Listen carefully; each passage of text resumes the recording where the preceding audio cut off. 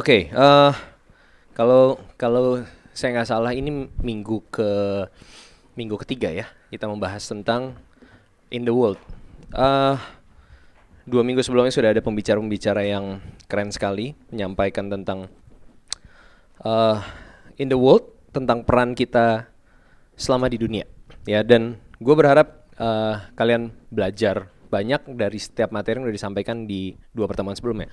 Nah, hari ini gue akan menambahkan atau membawa dari sisi yang melengkapi dari poin-poin yang udah disampaikan 2 pembicara sebelumnya.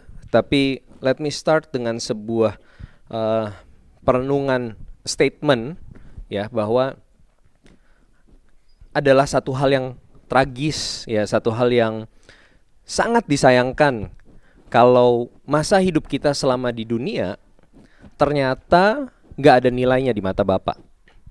Ya, satu hal yang tragis kalau ternyata semua usaha, semua pengorbanan kita ternyata tidak seperti yang Bapak kehendaki.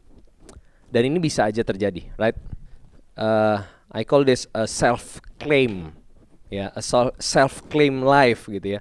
Hidup yang kita pikir selama gue hidup, selama gue berusaha di dunia ini, semua yang gue lakukan ini untuk satu tujuan. Tapi ternyata tragisnya atau sangat menyedihkannya saat di hari terakhir nanti pada saat Judgment Day ternyata tidak ada nilainya, right? Setiap dari kita lagi building sesuatu, betul? Setiap kita ada yang lagi bangun karir, ada yang lagi bangun nama baik, ada yang lagi bangun mimpi-mimpinya. Kita semua lagi building sesuatu dan mengarah ke sebuah tujuan. Tapi jangan sampai ternyata tujuan yang kita set dan apa yang kita lakukan untuk membangun tujuan itu ternyata nggak ada nilainya. Oke, ini satu fundamental yang teman-teman mesti pegang, teman-teman mesti ingat. Jangan sampai nanti pada saat di hari terakhir seperti yang Matius 7 ayat 22 sampai 23 katakan, pada hari terakhir banyak orang akan berseru kepadaku, Tuhan, Tuhan, bukankah kami bernubuat demi namamu, mengusir setan demi namamu, dan mengadakan banyak mujizat demi namamu juga. Tuhan, bukankah aku menjalankan hidupku hari ini? Bukankah aku bekerja? Bukankah setiap hal yang aku lakukan ini demi namamu? Ini untuk menyenangkan hatimu?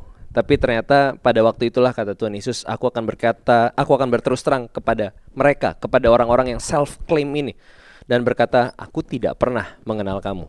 Enyah daripada aku, bahkan di sini katakan engkau itu sekalian adalah pembuat kejahatan. Bukan hanya aku tidak mengenal kamu, tapi kamu berada di pihak lawanku. Kamu seteru aku, kamu bukan sekutuku, tapi kamu lawan aku. Ini satu hal yang menyedihkan, dan jangan sampai ini terjadi di orang-orang yang spend hari-hari hidupnya berusaha untuk mengenal kebenaran, tapi ternyata masih salah, dan ini masih mungkin terjadi.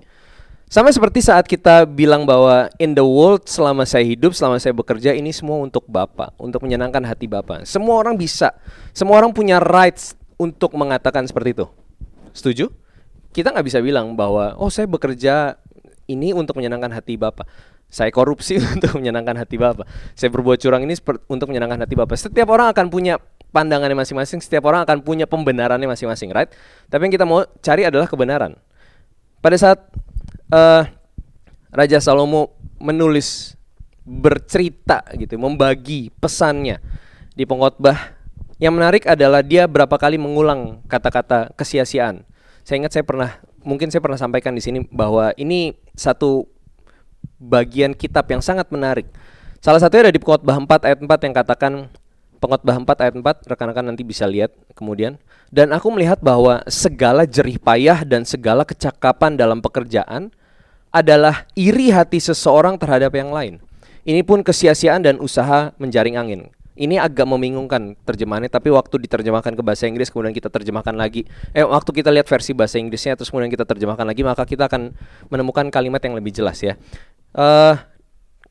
Terjemahan yang lebih jelas katakan ini, dan aku melihat bahwa semua kerja keras dan pencapaian muncul dari rasa iri seseorang terhadap orang lain. Ini pun tidak ada artinya, mengejar angin. Jadi ada banyak orang-orang yang ternyata saat dia in the world, saat dia menjalankan kehidupannya, apa yang menggerakkan dia, apa yang drive dia bukan dari satu hal yang orang-orang katakan aku mengasihimu Bapa. Tapi ini salah satu yang bisa terjadi, bahwa setiap kerja keras dan achievement yang seseorang kejar itu muncul dari rasa iri seseorang terhadap orang lain. Dan ini dikatakan tidak ada artinya, seperti mengejar angin. Dan bukan hanya dalam dunia kerja aja. Ini bisa terjadi di any fields, ini bisa terjadi di beragam industri, beragam tempat. Filipi 1 ayat 15 sampai 17 katakan, ada orang yang memberitakan Kristus karena dengki dan perselisihan. Memberitakan Kristus loh. Tapi karena dengki dan perselisihan. Tetapi ada pula yang memberitakannya dengan maksud baik. Orang-orang dengan maksud baik ini di ayat 16 katakan, mereka ini memberitakan Kristus karena kasih, sebab mereka tahu bahwa aku Rasul Paulus ada di sini untuk membela Injil. Tetapi yang lain karena kepentingan sendiri dan dengan maksud yang tidak ikhlas. Sangkanya dengan demikian mereka memperberat bebanku dalam penjara. Ini satu hal yang mesti kita cek rekan-rekan. Jangan sampai waktu kita lagi membangun sesuatu, waktu kita lagi menjalani hidup, ternyata what drives us, apa yang menggerakkan kita, bukan sesuatu yang berkenan kepada Bapa. Jangan sampai kita jadi orang-orang yang self-claim yang pada akhir tadi dikatakan Matius 7 katakan, aku tidak mengenal kamu. Kata tidak mengenal ini seringkali kita dengar bermakna ginosko, artinya aku tidak menikmati kamu. Aku tidak ada dalam kamu, kamu tidak ada di dalam aku. Kita gak jadi satu. Kita gak berangkat untuk satu tujuan yang sama, kita gak berangkat untuk satu maksud yang sama, kita gak bergerak ke arah yang sama. Disesuai dikatakan bahwa karena kamu tidak bergerak bersama aku ke arah yang sama, maka kamu melawan aku, maka kamu adalah musuhku, maka kamu adalah pembuat kejahatan. Sekaligus dikatakan bahwa setiap yang aku kerjakan, kata Tuhan, setiap yang orang kerjakan bersama dengan aku adalah sesuatu yang pasti baik, karena apa yang aku kerjakan berasal dari Bapa. Ingat penciptaan di awal waktu dikatakan bahwa segalanya adalah amat baik. Maka kalau kamu mengerjakan segala sesuatu tidak berangkat dari kehendakku, tidak berangkat dari apa yang satu gairah yang sama dengan yang Yesus peragakan, maka kamu melawan aku, maka kamu melakukan segala sesuatu yang jahat. It's very clear. Kiri kanannya jelas, tidak ada yang tengah-tengah. Tidak ada orang yang ya gue gak jahat, tapi gue juga mungkin belum sebegitunya, belum se-ekstrimnya mengenal Tuhan. Mungkin gue di tengah-tengah, gak ada. Pilihannya either kalau kamu gak bergerak bersama dengan aku, maka kamu melawan aku. Yakobus 3 ayat 16 katakan, sebab di mana ada iri hati dan mementingkan diri sendiri, di situ ada segala kekacauan dan segala macam perbuatan jahat.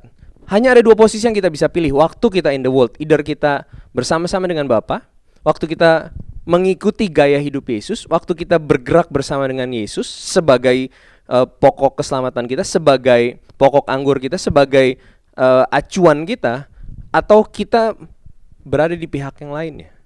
Dan ini akan terlihat dari apa yang keluar dari hidup kita. 1 Korintus 3 ayat 3 Rasul Paulus katakan, karena kamu masih manusia duniawi. Kenapa kamu bisa melakukan hal-hal yang salah? Karena kamu masih manusia duniawi. Sebab jika di antara kamu ada iri hati dan perselisihan, bukankah hal itu menunjukkan bahwa kamu manusia duniawi dan bahwa kamu hidup secara manusiawi? Kamu enggak led by the Holy Spirit, hidup kamu enggak dipimpin oleh satu kerinduan, satu keinginan yang kuat serupa seperti Yesus, tapi kamu berangkat dari keinginan hidup yang menyenangkan diri kamu sendiri. Karena kami adalah kawan sekerja Allah, kamu adalah ladang Allah, bangunan Allah. Sini kita menemukan satu keyword yang menarik yang waktu pertemuan terakhir saya di sini saya sampaikan bahwa kita ini harus menjadi kawan sekerja Allah.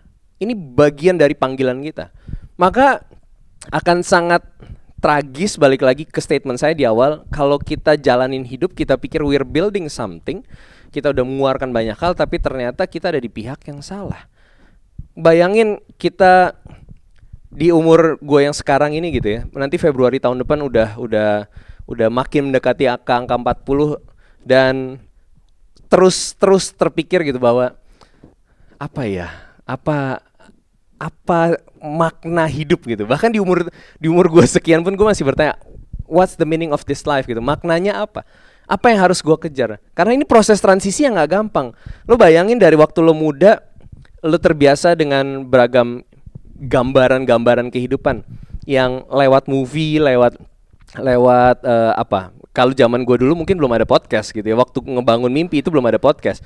Baru adanya film-film Hollywood gitu ya. Mungkin Waktu masa-masa itu gue membayangkan hidup gue suatu saat gue akan menjadi seorang James Bond mungkin gitu. Karena waktu itu imajinasi kita belum banyak pilihannya, bener nggak? Kita mau jadi apa ditanya, lo mau jadi apa, pilihannya antara arsitek, insinyur, dokter, udah gitu-gitu doang. Beberapa mau jadi polisi. Kita nggak punya banyak pilihan kayak anak sekarang. Lo mau jadi apa, YouTuber, belum ada gitu. Pilihan kita nggak banyak. Kita nggak punya mimpi yang banyak gitu. Tapi masa-masa muda kita dibuild untuk membangun sesuatu apa yang kita tonton dari apa yang kita dengar. Dan ini kalau kita nggak segera berpindah haluan, kalau kita nggak segera mematikan kehidupan yang lama, maka kita akan terus bergerak ke arah yang salah. Get my point? Maka di masa-masa ini di masa-masa usia sekarang gue cuma berpikir, nanti masa tua ngapain ya? Nggak kebayang kalau misalkan nanti di masa-masa tua itu cuma duduk di kursi yang bisa goyang, gitu kan? Duduk di kursi yang bisa goyang. Abis mandi terus kemudian sarapan, terus makan siang, terus tidur, terus goyang lagi di kursi sampai ketiduran, terus makan malam, terus tidur. Tiap hari begitu terus gitu. Dan gue pengen kayak what a waste of life ya kalau nanti hari tua gue seperti itu. Masa sih kita semua membangun sesuatu yang ujung-ujungnya itu cuma begitu doang? Nangkep apa maksud gue? Ya, we build something sekarang, kita banting tulang siapapun kita banting gitu ya. Yang penting dreams kita ke-build, terus kemudian sampai satu titik nanti kita udah nggak bisa ngapa-ngapain, udah semua udah dicapai, misalkan kita cuma bisa duduk dan hari berulang begitu-begitu dong. Itu kayak apa ini harusnya maksud Tuhan kita hidup gitu kan. Dan ini sangat mungkin terjadi kalau kita gagal mengerti dari sejak sekarang. Karena kalau orang-orang dari sekarang, dari muda udah salah mengerti apa yang Tuhan mau kita lakukan dalam hidup kita, maka nanti waktu kita udah umur-umur 50-60, pilihan kita udah gak banyak teman-teman. Kenapa? Karena kita udah terlanjur kejauhan. Halo? Kita udah susah. Mau build apa lagi? Mau kemana? Udah susah. Mau disuruh bawa masuk ke pelayanan, kalau mentality mindset hatinya udah dunia banget, seperti yang dikatakan Rasul Paulus di sini, karena kamu masih hidup secara duniawi, kamu masih hidup secara manusiawi, tiba-tiba disuruh hidup secara rohani, itu udah gak bisa, udah susah. Kenapa? Karena ada banyak banget yang harus kamu kletekin. Nangkep maksudku? Ada banyak banget yang harus kamu ubah mindsetnya, dan di umur-umur 50-60 itu udah terlambat. Dan kalau kamu bertanya apa yang bisa aku lakukan, let's say misalkan seseorang bertobat di usia 50-60, kemudian dia angkat tangannya, dia bilang, Tuhan, aku mau bertobat, Tuhan aku mau hidup baru, Tuhan aku mau hidup benar. Maka Tuhan cuma akan bilang, aku bingung juga mulai dari mana. Ya, karena hati dan pikiranmu udah terlalu pekat, udah terlalu kental, udah terlalu kotor. Susah mulainya dari mana. Oke, aku masih bisa menggarap kamu, bukan berarti gak bisa. Tapi kalau bicara tentang aku memakai kamu untuk mengerjakan pekerjaan-pekerjaanku, rasanya aku udah bingung, kata Tuhan. Mungkin ya, mewakili Tuhan gitu ya. Aku udah bingung mau pakai kamu kemana. So sebelum masa itu terjadi, jangan sampai masa hidup kita in the world ini jadi satu momen-momen yang sia-sia, yang tragis, yang gak nilai, dan akhirnya pada hari terakhir nanti dikatakan gak bisa, sorry aku gak kenal kamu. Kita gak pernah ada di kubu yang sama. Apa yang membedakan orang yang selama masa hidupnya in the world, apa yang membedakan orang-orang yang berada di pihak sekutunya Allah sama yang di seterunya Allah? Apa yang membedakan? Hasil kerjanya bisa sama, agree? Kualitasnya bisa sama, agree? Bahkan some lebih better, lebih baik daripada orang-orang yang mengaku mengenal Tuhan. Benar gak? Jadi apa yang membedakan? Yang membedakan jelas, dampaknya pasti beda, influence-nya pasti beda. Dan ini hanya bisa dirasakan oleh orang-orang yang ada di sekitar kita. Seseorang bisa fake nilainya dia di mata dunia. Saat sekarang ada beragam media, you have YouTube, you have podcast, you have TikTok, ada Instagram. Dengan gampangnya seseorang bisa memoles penampilan luarnya, right? Tapi orang-orang terdekatnya lah yang tahu the true value of someone. Pada saat orang itu bercerita dengan penuh ambisi gitu, bahwa gue harus menangin this battle, gue harus ada di panggung itu, gue harus muncul di tempat ini. Maka hanya orang-orang terdekat yang tahu. Pada waktu dia tampil depan, dia bisa aja menarasikan macam-macam, bahwa dia orang yang humble, bahwa dia orang yang mengasihi Tuhan dan sebagainya. Yakobus 3 ayat 17, lanjutannya dari Yakobus 3 ayat 16 tadi katakan, tetapi hikmat yang dari atas adalah pertama-tama murni, selanjutnya pendamai, peramah, penurut, penuh belas kasihan dan buah-buah yang baik, tidak memihak dan tidak munafik.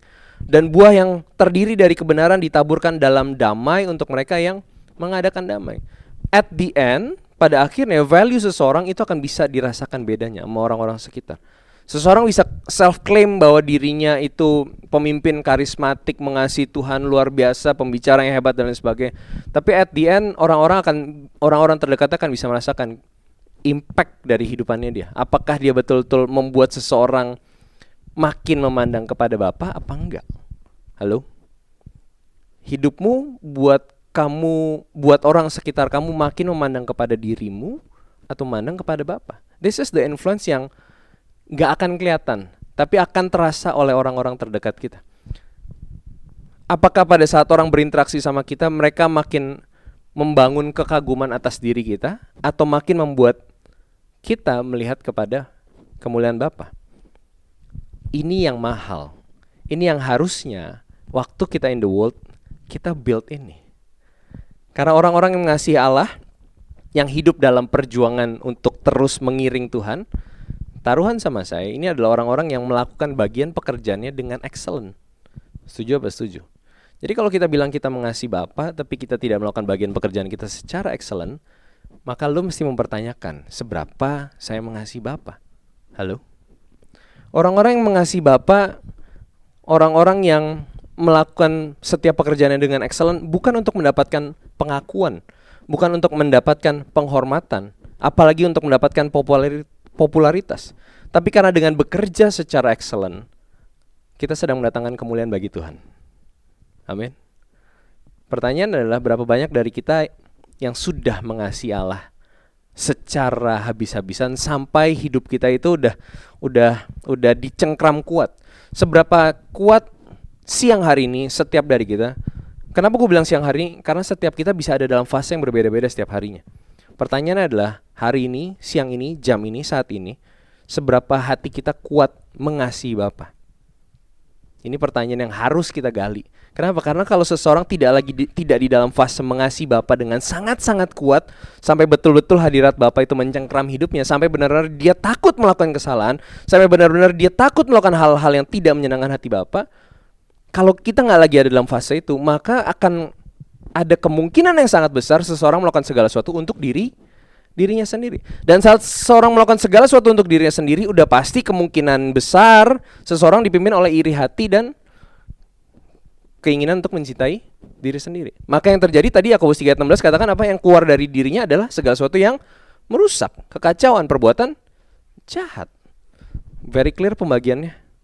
Maka pertanyaannya balik lagi, siang hari ini, pagi hari ini, saya gak akan ngajak kalian untuk berteori dan sebagainya, tapi saya mau mengajak kalian pagi hari ini untuk bertanya, seberapa status hati saya saat ini betul-betul menginginkan dia lebih dari apapun.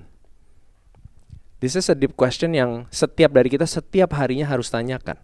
Karena kita bisa berakting, kita bisa menampilkan diri yang berbeda di depan orang, tapi dalamnya hati hanya Bapa yang tahu, right?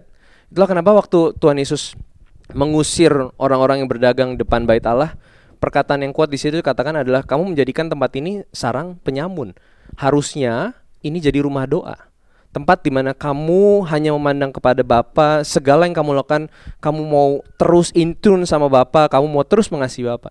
Tapi kamu menjadikan tempat ini, tempat ibadah ini menjadi sarang penyamun, den of robber. Saya lupa saya pernah share di sini atau enggak, tapi den of robber adalah tempat gua di mana orang-orang yang melakukan kesalahan, pelanggaran, mereka bersembunyi dan di situ mereka merasa aman dan tenang. Harusnya gereja atau kehidupan kita bukan menjadi sarang penyamun di mana kita act differently di depan, tapi harusnya seluruh hidup kita menjadi rumah doa, tempat di mana Bapa senang tinggal di dalamnya. Halo? It's a simple, dan mungkin kalian pernah denger ini, tapi reminder seperti ini harusnya kalau menurut saya setiap hari ada dalam kehidupan kita. Saya bicara dengan salah satu ibu gembala, dan ibu gembala itu menyampaikan satu pesan yang kuat bahwa gereja itu harus hidup setiap hari dalam kehidupan setiap dari kita. Kenapa? Karena dengan persaingan dunia yang kencang banget, kita bisa aja lost at any time. Kita cuma dengar waktu ini 40-45 menit dengerin message ini, pulang dari sini infiltrasi dari message dunia jauh lebih kencang. So udah jadi tanggung jawab kita kalau kita bilang saya mau in the world dan saya mau waktu in the world saya mengasihi Bapa, maka udah jadi tugas yang penting buat kita untuk betul-betul jaga hati dan pikiran kita. Bahwa setiap detiknya saya harus menginginkan Bapa lebih dari apapun. Bahwa setiap detiknya saya harus betul-betul menjaga supaya saya nggak melukai hati Bapa. Apakah strong desire itu ada di hati kita atau enggak? 1 Petrus 2 ayat 12 katakan, milikilah cara hidup yang baik di tengah-tengah bangsa bukan Yahudi, supaya apabila mereka memfitnah kamu sebagai orang durjana, mereka dapat melihatnya dari perbuatan-perbuatanmu yang baik dan memuliakan Allah pada hari Ia melawat mereka. So setiap yang kita lakukan, ingat saya pernah share tentang 7 bakpao di tempat ini. Ya, orang-orang yang hidupnya dan hatinya betul-betul dicengkram sama Bapa setiap harinya sampai tidak ada celah kosong.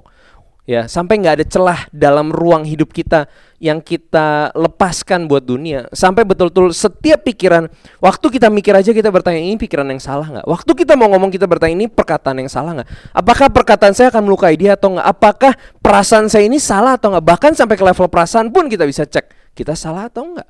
Karena waktu kita bilang kita mengasihi Bapa, tapi ada satu perasaan yang tetap ingin melukai seseorang, maka ini kontradiktif, right? Maka ini bertentangan. Orang yang betul-betul mengasihi Bapa, apa yang keluar dari dirinya betul-betul mencerminkan kemuliaan Bapa. Maka pertanyaannya, pada saat saya marah kepada seseorang, apakah Bapa would do the same dengan cara marah saya? Pada saat saya mengeluarkan kalimat ini, apakah Bapa juga akan melakukan cara yang sama? Apakah hikmatnya sama seperti ini? Setiap keputusan dan jalan hidup yang kita ambil harus berangkat dari kecintaan kita akan Dia. Saya ulangi, setiap keputusan dan jalan hidup yang kita ambil harus berangkat dari kecintaan kita akan Dia dan keinginan yang kuat untuk selalu menyenangkan Dia. Kalau kita sadar bahwa hidupku bukannya aku lagi, maka pada saat setiap kita mengambil satu keputusan, pada saat kita memilih satu jalan, we need to check first. Kita mesti cek dulu, apakah ini berangkat dari karena aku mengasihi Bapa atau enggak. Nah, the question is, gimana saya bisa all those yang tadi gue sampaikan ini? Ya, itu satu hal yang kita sama-sama tahu. Tapi the battle itu setiap harinya, bukan hanya pada saat di mimbar ini aja. Battle itu setiap harinya, agree? So, gue akan share 3 hal yang gue sendiri pun jalanin, yang bisa membuat gue untuk tetap terus berada dalam hadirat Bapa dan make sure bahwa setiap yang keluar dari hidup gue itu memuliakan Bapa. Kata-kata yang klise yang sering banget kita dengar kali ya. Memuliakan Bapa, bagaimana menyenangkan hati Bapa. Tapi ini satu hal yang waktunya kita lihat lebih banyak, bukan? Halo? We need to see more dari orang-orang di tempat ini. We need to see more perbuatan-perbuatan yang berangkat dari menyenangkan hati Bapa dari gereja-gereja youth, pemuda, or whatsoever. Betul? We need to see more. Kita mau lihat lebih banyak pemuda-pemuda yang ambil tempat in the market, in the industry, di ruang profesional dimanapun kalian berada, dan act betul-betul sebagai perwakilan kerajaan surga di tempat itu. We need to see more dokter-dokter. We need to see more pejabat-pejabat negara. We need to see more profesional-profesional. We need to see more pengusaha-pengusaha yang waktu dia ada di depan orang atau depan panggung, waktu dia menyampaikan satu pesan, orang-orang bisa ngerasa orang ini bukan hidup buat dirinya sendiri. Bisa gak hidup kita dirasain seperti itu? So ada 3 hal menurut gue yang penting bagaimana kita bisa hidup berangkat dari kecintaan kita kepada Bapa. Yang pertama, Roma 8 ayat 14 katakan, semua orang yang dipimpin Roh Allah adalah anak Allah. Banyak dari kita yang mengatakan bahwa hidup kita, bahwa saya orang Kristen, I'm a Christian, tapi hidup kita gak dipimpin oleh Roh Allah.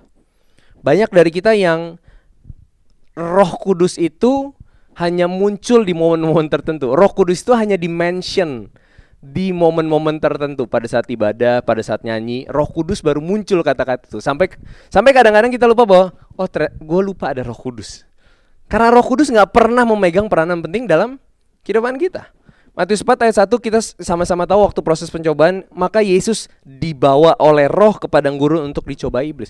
Yesus kata-kata dibawa di situ punya makna dipimpin. Yesus itu led by Holy Spirit. Dia dipimpin oleh Roh Kudus. Bukan cuma diingetin, begini, tapi dia dipimpin. Dia memberi dirinya dipimpin.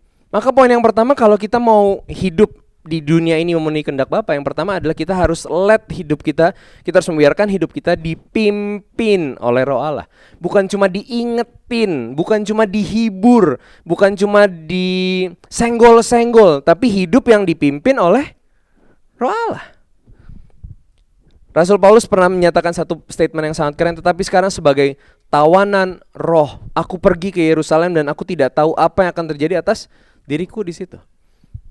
Orang-orang yang hidup dipimpin oleh Roh Allah, pernah dengar kata-kata apa yang tak pernah dilihat, apa yang tak pernah didengar, yang tak pernah timbul dalam hati manusia. Orang-orang yang hidupnya dipimpin oleh Roh Allah akan melalui fase-fase ini. Berapa banyak hal yang me personally lewatin momen-momen di hidup dan gue gak pernah nyangka gue akan ada di momen ini. Kenapa? Because I let myself, gue membiarkan diri gue hidup dipimpin oleh Roh Allah. Enggak, gue belum jadi orang yang sempurna. Tapi dalam proses waktu gue membiarkan hidup gue dipimpin oleh Roh Allah, maka gue akan dibawa ke momen-momen yang nggak pernah nyangka bisa ada di fase ini. Tapi orang-orang yang hidupnya menolak dipimpin oleh Roh Allah, maka orang-orang ini udah punya bayangan fase-fase hidupnya akan kemana, right? Tapi yang terjadi kemudian ada hal-hal yang tidak memuaskan ambisi dan keinginannya dia, sehingga akhirnya seseorang bisa kecewa dan marah sama kehidupan dan marah sama Tuhan. Nangkep maksud gue? Orang yang hidup dipimpin oleh Roh Allah, dia jadi tawanan roh. Seperti kata Rasul Paulus, kemana aku gak tahu. Yang penting di masa ini aku melakukan bagianku yang terbaik. Ini orang yang dipimpin oleh Roh Allah. Tapi orang yang hidupnya tidak dipimpin Roh Allah, apa yang memimpin dia? Imajinasi, ambisi, keinginan pribadi. Maka dia sudah membayangkan hidup yang seperti ini.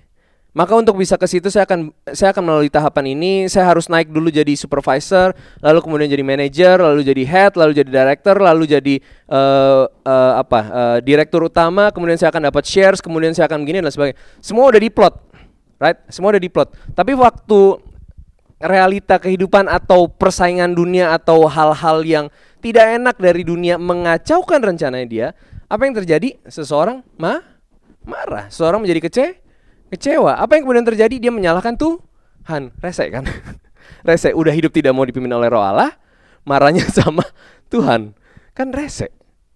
Nah, kan maksud saya, sementara sebaliknya orang-orang yang hidup dipimpin oleh Roh Allah, gue gak tahu ke depan akan seperti apa. Yang jelas Tuhan percayakan bagian ini buatku sekarang. Tuhan kasih kesempatan untuk aku kuliah di tempat ini saat ini. It's His grace, ini grace-nya Tuhan. Maka gue gak akan membiarkan momen ini, masa ini berlalu tanpa gue melakukan secara excellent. Apa yang terjadi nanti kemudian? Ya lihat aja, nanti Roh Kudus akan bawa kemana. Tapi yang jelas yang pertama, kalau kita selama in the world mau hidup, melakukan apapun yang keluar dari hidup kita berangkat dari kehendak Bapa dan menyenangkan hati Bapa, maka yang poin yang pertama adalah hidup dipimpin oleh Roh Allah. Ini bagian penting dari kehidupan kita. Maka pada saat kita bangun pagi setiap hari, yang selalu ada dalam doa kita adalah, Bapa, pimpin aku hari ini. Roh Kudus, pimpin aku, beri aku hikmat-Mu. Ya, Raja Daud dalam Mazmur berulang kali katakan bahwa hikmat, aku gak akan berjalan tanpa hikmat-Mu. Ya, ini yang harus kita ucapkan dalam doa kita setiap pagi. Bapa, aku mau mulai hariku, Roh Kudus pimpin aku. Apapun yang aku harus katakan, pikirkan, lakukan, perbuat, pimpin aku. Oke, yang pertama tadi dipimpin oleh Roh Allah.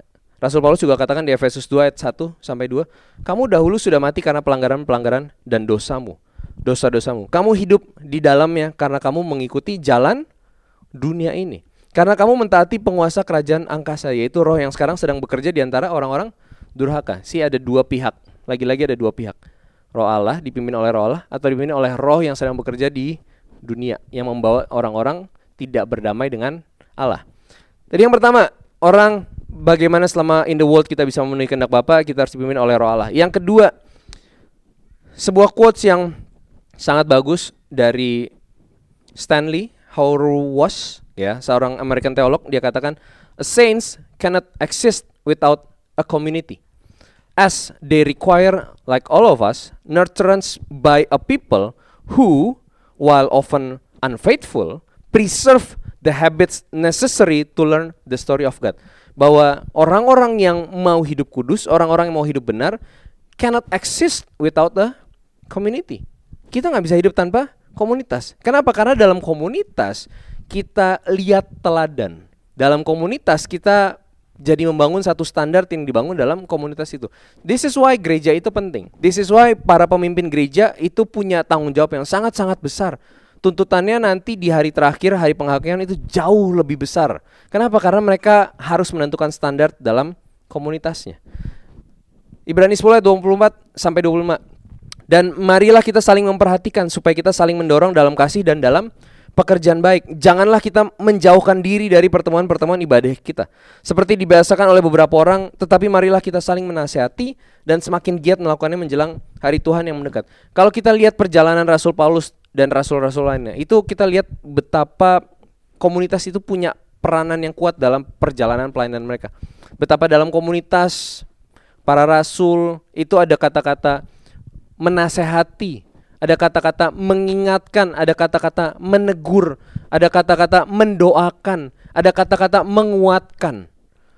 Kalau kita mau jadi orang yang hidup benar, kalau kita mau jadi pihak yang sebelah sini tadi, pihak yang selama hidup di dunia mengasihi Bapa, maka we cannot live without a community. Tapi bukan sembarang community. Tapi di sini tadi katakan apa? Community yang apa? Preserve the habits necessary to learn the story of God.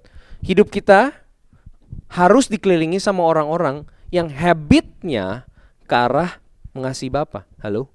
Kalau kita gak mengelilingi hidup kita, kalau kita gak mengelilingi hari kita sama orang-orang yang gak preserve the habit, tapi sebaliknya preserve their ambitions, maka yang terjadi apa? Maka kita akan kebawa. Ada banyak orang yang kesulitan untuk gimana cara saya mengasihi Bapa lebih lagi, sementara mereka tidak berada dalam komunitas yang preserve the habit to know God more. So ada dua tanggung jawab. Pertama, tanggung jawab para pemimpin komunitas di tempat ini untuk membangun habit yang jadi standar. Yang kedua, selain para pemimpin, tanggung jawabnya adalah menyerap diri ke dalam komunitas ini. Saya rasa para pemimpin tempat ini udah membangun satu standar yang kuat, habit yang kuat. Tapi jangan sampai rekan-rekan tidak menyerap, tidak mendorong diri kita untuk masuk ke dalam komunitas ini. Karena balik lagi, di dalam komunitas kita lihat habit orang-orang yang mengasihi Tuhan. Ini satu quotes yang saya pakai dalam materi bimbingan pranikah. Saya bilang ke para couples, mereka belum menikah tapi soon mereka akan menikah. Saya bilang komunitas itu selalu ada dalam perjalanan pernikahan kalian. Kalian ketemunya di komunitas, right? Ya kalau yang ada dalam aplikasi saya nggak tahu gitu ya. Tapi kalian bertemu dalam komunitas, entah teman kuliah, entah teman sekolah, entah teman kerja. Kalian bertemu dalam sebuah komunitas. Kalian merayakan jadinya sebuah hubungan dalam komunitas, right? Pada saat kalian jadian, yang kalian kasih tahu siapa? Ya mungkin ada yang posting di IG story gitu ya. Tapi kan IG story yang lihat juga teman-teman kita. Kita merayakan jadinya sebuah hubungan dalam komunitas. Maka teman-teman kita akan merayakan, "Weh, congrats ya. I knew it." gitu. "Gue udah tahu lo akan jadi sama dia. Weh, selamat." Kemudian kita melegalkan hubungan kita. Waktu kita pernikahan, kita mengundang siapa? Komunitas. Ya, kita berada bersama-sama dengan komunitas, kita merayakan bersama-sama dengan mereka. Cheers gitu dalam komunitas. Yang terakhir, jangan lupa pernikahan juga harus dijaga dalam komunitas. Jadi bukan hanya buat waktu kita masih single, tapi bahkan waktu dalam pernikahan pun kita harus ada dalam komunitas. Kenapa? Karena dalam komunitas kita lihat teladan orang-orang yang mengasihi Tuhan. Kita ditegur waktu kita malas untuk punya jam doa, waktu kita malas untuk baca Alkitab. Kita ditegur sama orang-orang yang nunjukin habitnya yang seperti itu. Wow, ini orang sibuk, tapi ini orang masih punya jam doa. Ini orang kayaknya waktunya udah kemana-mana, udah pergi terus, tapi ini orang masih punya habit yang mau mengenal Tuhan lebih lagi. Gue harus belajar dari orang ini. Make sense gak? Tapi kalau kita gak ada dalam komunitas yang preserve the habit to know God more, yang terjadi apa? Jawab sendiri, oke? Ya. Jadi itu tadi yang kedua. Yang pertama, hidup dipimpin, bukan cuma diingetin, bukan cuma di-mention, bukan cuma ditegur oleh Roh Allah, tapi hidup yang dipimpin oleh Roh Allah. Yang kedua, hidup dalam komunitas. Dan yang ketiga, Raja Daud pernah menuliskan di Mazmur 119 ayat 147 sampai 148, ya, Mazmur 119 ayat 147 sampai 148, "Pagi-pagi buta aku bangun dan berteriak minta tolong. Aku berharap kepada firman-Mu. Aku bangun mendahului waktu jaga malam untuk merenungkan janji-Mu." Jadi poin yang ketiga, gimana kita membangun hidup yang punya kebiasaan ilahi, punya kebiasaan yang bernilai kerajaan surga, bukan kebiasaan yang bernilai dunia. Ya, beberapa dari kita mungkin punya kebiasaan bangun tidur, lalu terus kemudian kita minum, makan, apa dan sebagainya, lalu kemudian kita baca buku, kita melakukan hal yang lain dan sebagainya. Tapi punyakah kita kebiasaan yang mengasihi Tuhan? Punyakah kita kebiasaan, dalam bahasa saya kebiasaan ilahi? Punyakah kita jam doa yang kita fight for it? Punyakah kita waktu-waktu saat teduh? Punyakah kita waktu-waktu menyembah? Punyakah kita waktu-waktu yang kita set khusus dan menjadi sebuah kebiasaan untuk mendengarkan khotbah? Punya nggak itu? Karena ini harus jadi satu kebiasaan. Kita itu manusia yang dibentuk dari kebiasaan. Apa yang ada kita sekarang hasil dari kebiasaan-kebiasaan yang kita build dari masa kecil kita. So kalau kita mau jadi pribadi yang semakin mengasihi Tuhan, pribadi yang selama in the world, impact-nya kita itu impact kerajaan surga, bukan impact dunia, maka kita harus punya hidup yang membangun kebiasaan ilahi. Hidup kita nggak bisa autopilot, right? Hidup kita nggak bisa bilang, saya mau mengasihi Tuhan, tapi kita nggak ngapa-ngapain. Bisa nggak kita bilang, misalkan setelah dari sini kita mau naik Gokar atau kita mau naik Grab, kita mau pergi ke let's say ke Plaza Senayan misalkan.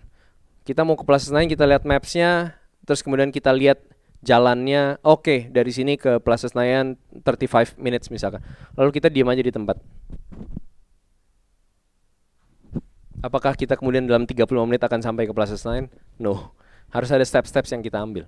Kalau kita bilang, aku mau mengasihi Tuhan, tapi tidak ada kebiasaan yang kita start dari sekarang, then we need to check. Right? Jam pagi kita gimana? Bangun kita, apa yang kita lakukan? Berapa menit, berapa hours yang kita spend setiap paginya untuk benar-benar duduk di kaki Tuhan, untuk benar-benar tanya sama Tuhan. Kalau kita nggak pernah membangun kebiasaan ini, kita nggak pernah bisa jatuh dalam kenikmatan berada bersama dengan Tuhan. Kalau orang-orang yang bilang aku mengasihi Tuhan, tapi 1, 2, 3, 4, 5 menit berada dalam hadirat Tuhan, berada dalam momen penyembahan, berada dalam doa, kita gak bisa menikmati, then there's something wrong. Halo? There's something wrong. Kalau kita gak bisa menikmati bersekutu sama Tuhan, kalau dalam doa kita masih hafalan, masih template, masih formalitas, maka ada something wrong dengan apa yang kita bangun dalam hidup kita. Setuju? So, mulai dari sekarang coba lihat lagi jadwal hidup kita setiap harinya. Berapa pagi apa yang kita lakukan? Dalam perjalanan apa yang kita dengarkan? Apakah kita mendengarkan lagu-lagu pujian penyembahan? Apakah kita mendengarkan khotbah?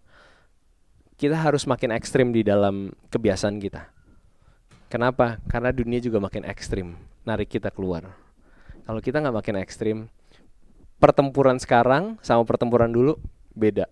Zaman sekarang ya hal-hal yang benar-benar ngerusak mind and heart kita itu gampang didapat dari manapun. Sekedar tongkrongan, sekedar obrolan makan siang sambil nongkrong sama teman aja itu bisa ngerusak pikiran kita. Halo? Saya jaga betul anak saya dari tongkrongan, dari walaupun ini nggak bisa semuanya terbatas, tapi bahkan setiap celetukan yang dia dengar pun kadang-kadang kalau saya tahu ini celetukan yang value-nya salah, saya harus koreksi itu. Itu salah celetukannya. It's supposed to be like this dan sebagainya. Kenapa? Karena saya lagi membangun mangkok hatinya dia. Ya, maka kita mesti cek dari kebiasaan kita selama ini, mangkok hati kita tuh isinya apa? Apakah kebencian? Apakah ambisi pribadi? Apakah luka? Karena luka pun juga bisa mengarahkan kita ke satu hal yang salah, right? Maka kita mesti cek. Nah, lewat hari-hari yang waktu-waktu yang kita spend dalam kebiasaan kita ini, nanti Tuhan akan bongkar. Tuhan akan tunjukin satu persatu. Nih, lo pernah punya luka kan sama guru lo waktu SD? Ya itu udah lama banget gitu. Tapi lo punya luka itu kan. Dan luka itu membuat lo sampai sekarang jadi act like this. Tapi itu udah lama banget gitu. Tapi Tuhan bisa bawa itu. Dan nanti Roh Kudus akan pimpin kita ke satu titik, ke satu momen yang akhirnya memaksa kita untuk keluarin itu dari mangkok hati kita. Tapi we need to start jadi orang-orang yang selama in the world kita bergerak ke arah semakin mengasihi Bapa, bukan semakin ke arah sana. Karena waktu hidup kita in the world kita nggak tahu berapa lama lagi, right? Tadi pagi saya baca jam 3 pagi atau jam 4 pagi tanggal 10 Oktober kemarin, ada mahasiswa umur 20-an lagi jalan dari Bandung ke arah Jakarta. Lalu karena dia ngantuk, dia tabrak truk, umurnya masih sangat muda. It could happen to us. Tadi malam gue baru balik dari Bandung, berangkat pagi. Udah malam-malam udah banyak truk gitu ya sama driver. Terus kemudian gue cuma bilang, gue serahkan hidupku ke dalam tanganmu Tuhan. Karena tol Cipularang itu tol yang kita tahu ada berapa banyak kecelakaan gitu kan. Gue cuma berdoa semoga supir gue nggak ngantuk ya. Gue make sure supir gue minum kopi sebelum jalan pulang gitu. Tapi pas jalan pulang udah. Tapi di situ membuat gue berpikir bahwa pada saat nanti ternyata gue harus selesai kisah hidup gue nilainya gimana ya di mata Tuhan ya. Ya, jangan sampai balik lagi tragis banget kalau kita pikir setiap yang kita spend setiap harinya kita tuh layak berada bersama dengan Bapa. Kita layak berada bersama dengan Tuhan Yesus memerintah bersama. Tapi ternyata Matius 7 ayat 22-23 katakan apa? Aku gak mengenal kamu. It's a very tragic life. Dan gua gak mau kita semua ada di fase, di titik itu, right? Yuk mari kita bangkit berdiri. Kita mau renungkan kebenaran yang kita terima pagi hari ini. Mari kita teduhkan hati kita sejenak. Mari kita bertanya sama Tuhan. Mari kita minta Tuhan cek isi hati dan pikiran kita. Mari kita minta Roh Kudus tegur, ingatkan kebiasaan apa yang salah. Mari kita minta Tuhan untuk bongkar setiap keinginan-keinginan yang ternyata masih gak tepat. Bapa, kami mau terus dicengkram kuat dalam hadirat-Mu. Kami mau dibawa untuk semakin menyadari kebiasaan-kebiasaan yang salah, hal-hal yang salah, usaha-usaha yang salah yang selama ini kami lakukan. Bapak, kami mau jadi sekutu-Mu. Kami mau jadi orang-orang yang selama masa hidup kami di dunia, kami menjadi kawan sekerja Allah. Dan biar ini membawa kami punya keinginan untuk terus memperbaiki hidup kami. Bapak, kami mengasihi-Mu. Kami mau lebih lagi mengasihi-Mu. Tapi kami tahu ada harga yang harus kami bayar. Ada kebiasaan-kebiasaan yang harus kami lepaskan. Ada usaha-usaha yang harus kami berhenti lakukan. Dan ada bagian-bagian mimpi-mimpi, ambisi-ambisi, tujuan hidup kami yang harus kami lepaskan di kaki-Mu. Tapi kami percaya Engkau punya yang terbaik buat kami. Maka kami akan bersandar hanya kepadamu. Terima kasih Bapa, biar setiap kami yang hadir di tempat ini pagi hari ini dipenuhi dengan word of God, dipenuhi dengan wisdom of God, yang membuat kami gak salah dalam mengambil keputusan. Terima kasih Bapak, Engkau memberkati para pemimpin, para pengurus di komunitas ini. Biar dari komunitas ini lahir orang-orang yang selama masa hidupnya di dunia betul-betul menjadi kawan sekerja Allah. Terima kasih Bapak yang baik. Kami mengasihi-Mu. Haleluya. Amin.